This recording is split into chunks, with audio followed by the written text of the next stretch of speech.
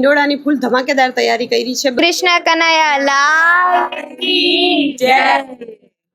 ભક્તિનો અદ્ભુત માહોલ જોવા મળી રહ્યો છે. નમસ્કાર, હું છું મેશ્વા પ્રજાપતિ. આગળના દિવસોમાં તમે હિંડોળાની તૈયારી કેવી રીતે કરવાના છો?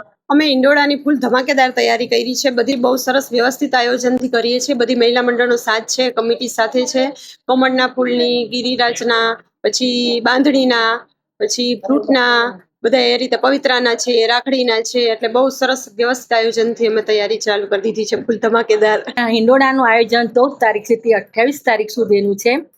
એમાં 11ના દિવસે પવિત્રાના હિંડોળા છે.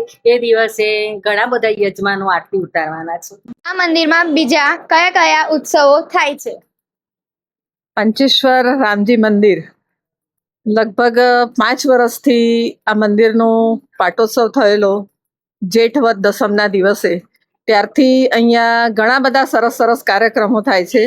દિવસે દિવસે ઘણા બધા કાર્યક્રમોની ઉત્તરોત્તર પ્રગતિ બી થાય છે અને ઘણું બધું સરસ રીતે અહીંયા આયોજન થાય છે. મહિલા મંડળ, પુરુષોના મંડળો બધા બહુ સરસ રીતે આ કાર્યક્રમોના આયોજન કરે છે.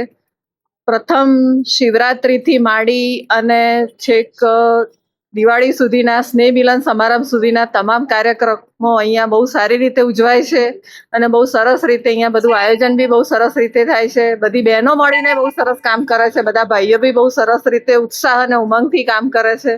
અને પંચેશ્વર રામજી મંદિરમાં બધી જગ્યાએ એમ કે આનું આપણે પ્રચાર બી કરીએ છીએ અને બધી જગ્યાએ રથયાત્રાનું પ્રોગ્રામ થાય છે.